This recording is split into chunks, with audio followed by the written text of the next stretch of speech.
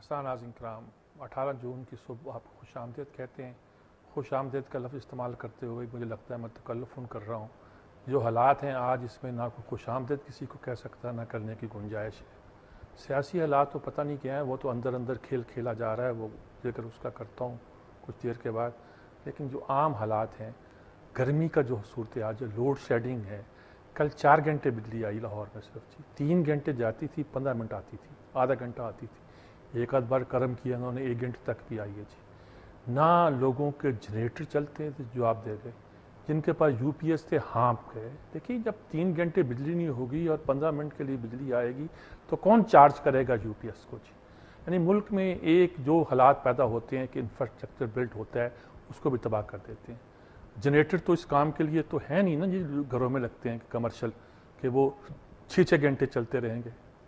اکثر لوگوں کو شکایت تھی ماڈل ٹاؤن میں. اب یہ تو اچھی بستی ہے نا جی، ہم تو رہتے وہاں اس لیے نہیں کہ اچھی بستی اس لیے رہتے ہیں، دفتر کے قریب ترین وہی ہے، وہیں رہتے ہیں.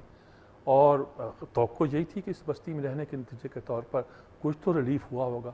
کل معلوم ہوا یہ بلک خریدتے ہیں ان سے بجلی کہ صرف 30% بجلی اویلیبل تھی ان کو جی. تو وہاں یہ حالت تھی کہ میں نے کل کیلکولیٹ کیا 4 یا 5 گھنٹے کی بجلی پورے دن میں 24 گھنٹے میں آئی ہے جی.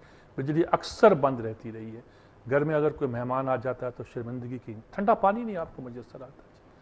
پانی موٹریں نہیں چلتی جس سے آپ پانی کھینچ کے آپ اپنی ٹینکیوں میں بھر سکیں جی. برا حال جی. ہم پھر وہی پتھر کے عہد میں اس کم بخت امریکی نے ہمیں دھکیلنا تھا کہ نہیں دھکیلنا تھا، ہمارے حکمرانوں نے دھکیل دی.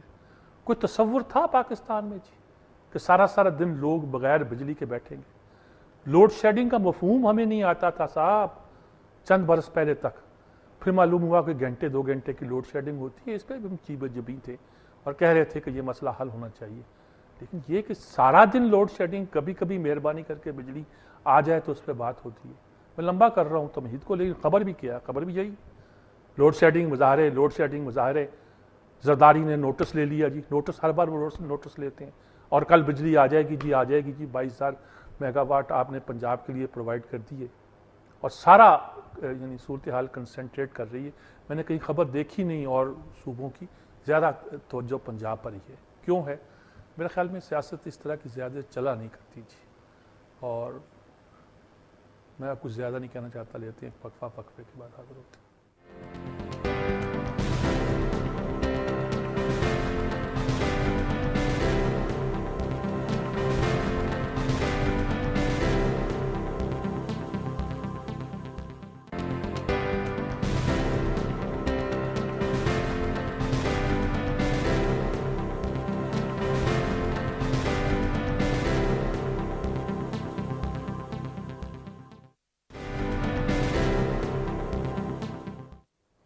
جی ناظرین کرام، خبر وہی جو میں نے عرض کیا، لوڈ شیڈنگ کی ہے.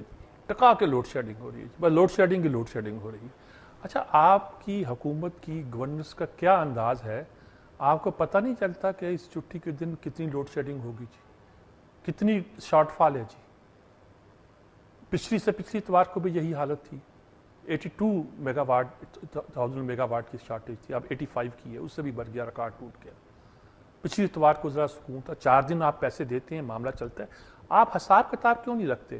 روز کے روز اس بات پر نظر کیوں نہیں رکھتے کہ یہ بنیادی ضرورت جو ہے قوم، دیکھیے ہماری زندگیاں جو اس وقت بن گئی ہیں، شہروں کی زندگیاں، بجلی کے بغیر گزارا نہیں ہے.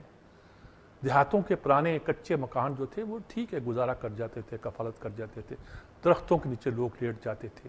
یہ اینٹ اور پتھر کی دیواریں جو کنکریٹ سے بنے ہوئے مکان ہیں، یہ 11-12 فٹ کی چھتوں والے، 10 فٹ کی چھتوں والے، اس میں تو نہ روشن دان ہوتا ہے نہ کچھ اور ہوتا ہے. نہ اس بات کی گنجائش ہوتی ہے کہ دیواریں موٹی رکھ لو تو کمرہ ٹھنڈا ہو جائے. باریک دیواریں ہیں، چھتوں پہ براہ راست لوہے اور سیمنٹ کے اس جال کے اندر آپ کو قید کر دیتے ہیں انسانوں کو. وہ سڑکوں پہ نہیں آئیں گے تو کہاں جائیں گے؟ شہباز شریف اس کا فائدہ اٹھا رہے ہیں یا حالات کا تقاضا یہ وہ اپنے آپ کو بچا رہے ہیں؟ اگر وہ لوگوں کے ساتھ نہیں میدان میں نکلیں گے تو لوگ ان کو ماریں گے.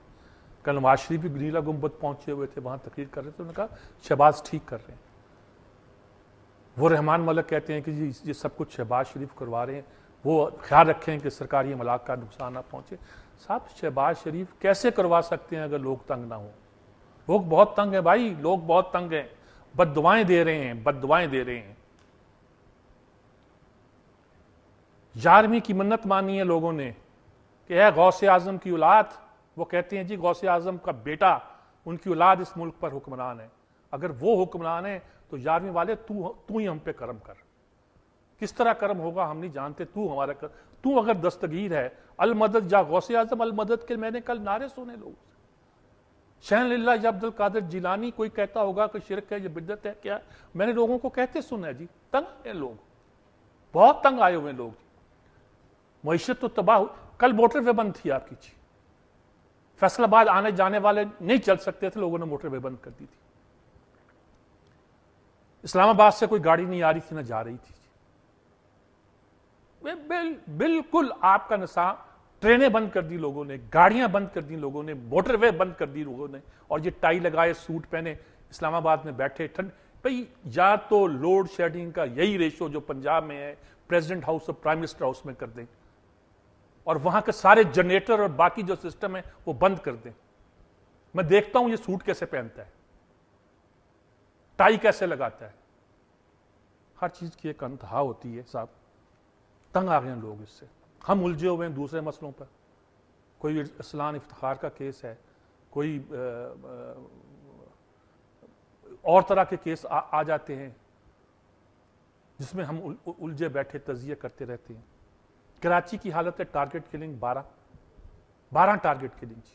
کل ایڈیشنل آئی اے نے کہا جی اب ہم نے حکم دے دیا ہے کہ سفید کپڑوں میں پولیس کے اہلکار نکلیں گے اور ٹارگٹ کلر کو دیکھتے ہی گولی مار دیں گے، دیکھتے ہی گولی مارنے کو حکم دے دیا جی۔